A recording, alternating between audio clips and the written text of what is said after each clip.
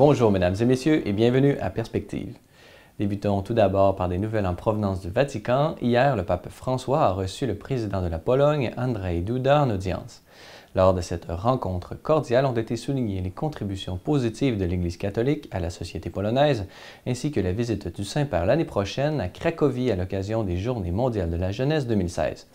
Des discussions ont ensuite eu lieu sur certaines questions comme la promotion de la famille, le soutien aux classes sociales défavorisées ou la gestion du phénomène migratoire, avant d'aborder plusieurs thèmes internationaux tels que la paix, la sécurité, le conflit ukrainien ou la crise au Proche et Moyen-Orient. Aujourd'hui, le pape François s'est rendu en Toscane pour une visite d'une journée dans le cadre du 5e congrès de l'Église italienne.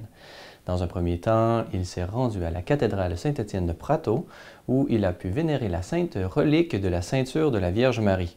Après ce bref moment de prière à la Sainte Vierge, comme c'est son habitude lors de ses voyages apostoliques, le pape s'est adressé sur place au monde du travail. Écoutons un extrait de son allocution. Je vous remercie pour les efforts constants que votre communauté réalise pour intégrer chaque personne en essayant de contrer la culture de l'indifférence et du déchet. Dans une époque marquée par l'incertitude et la peur, vos initiatives au soutien des plus faibles et des familles sont louables. Et des familles que vous vous engagez aussi à adopter.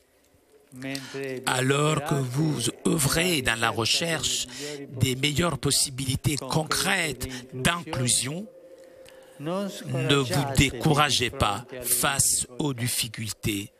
Ne vous résignez pas face à celles qui semblent des situations de cohabitation difficiles. Soyez toujours animés par le désir d'établir des véritables pactes de proximité. Après cette première rencontre, le pape s'est tout de suite rendu à Florence pour rencontrer les participants du 5e congrès de l'Église italienne. Après une courte escale au baptistère Saint-Jean-Baptiste où il a pu admirer la majestuosité de son plafond pyramidal achevé au XIVe siècle, le pape s'est rendu dans la cathédrale adjacente afin de rencontrer les délégués du Congrès ecclésial national.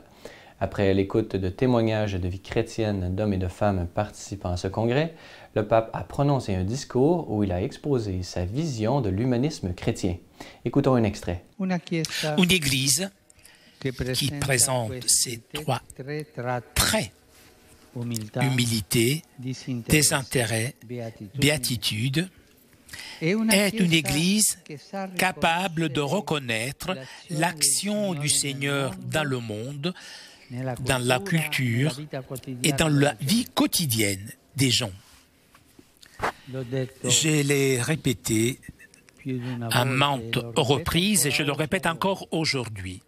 Je préfère une église accidentée, blessée, sale. Puisqu'elle est sortie dans la rue, je préfère cette église à une église malade à cause de la fermeture et la commodité de s'agripper à ses propres sécurités.